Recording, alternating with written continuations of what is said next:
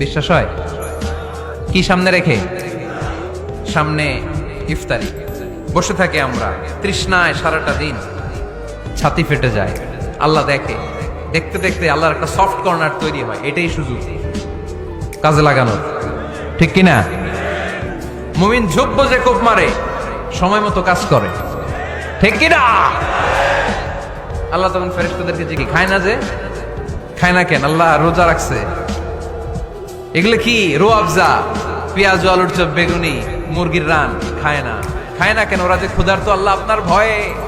তাই কি চায়? আল্লাহ আপনার কাছে ক্ষমা চায়, ক্ষমা চায়। আল্লাহ রহমতের দরিয়ায় জোশ খেলে যায়। আল্লাহ তখন বলে, আমারে দেখছে নাকি ওরা? ফেরেশতারা বলে, না দেখে নাই। আমার জান্নাত জাহান্নাম দেখেছে? না দেখে নাই।